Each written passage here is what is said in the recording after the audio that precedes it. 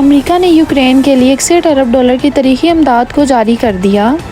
Ukraine کے لیے اس package کے لیے 6 ماہ کا انتظار نہ صرف مایوس کن رہا بلکہ اس کی ہتھیاروں اور گولہ بارودوں کے حصول کے ساتھ ساتھ یوکرین کو قابل معافی قرضوں کا شکل میں 9 ارب ڈالر سے زیادہ کی اقتصادی امداد دی گئی ہے۔ روسی صدر نے یوکرین پر حملے کا آغاز کیا، اس کے بعد سے دونوں طرف سے ہزاروں افراد جن میں زیادہ تر فوجی شامل ہیں ہلاک یا زخمی ہو چکے ہیں اور لاکھوں یوکرینیوں کو اپنے گھروں سے بھاگنا پڑا اور ان حملوں کے دوران بہت سی قیمتی جانوں کا ضیاع ہوا۔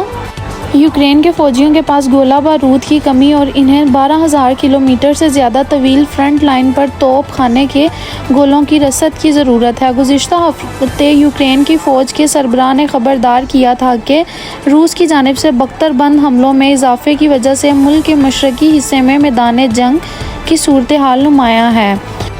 یوکرین جو مغربی ہتھیاروں پر انحصار کرتا ہے، اسے امدادی اشد ضرورت ہے کیونکہ وہ روسی حملوں اور فوجیوں کو روکنے میں مشکلات کا سامنا کر رہے ہیں، جس کی وجہ سے عوام مشکلات کا شکار ہے اور عوام اپنی جانوں سے ہاتھ دھوتے جا رہے ہیں اور جو حالیہ ہفتوں میں مسلسل پیش قدمی رہے ہیں۔ آئندہ مزید خبروں سے آگاہ رہنے کے لیے دیکھتے رہیں پاکستانی امریکن نیوز چینل۔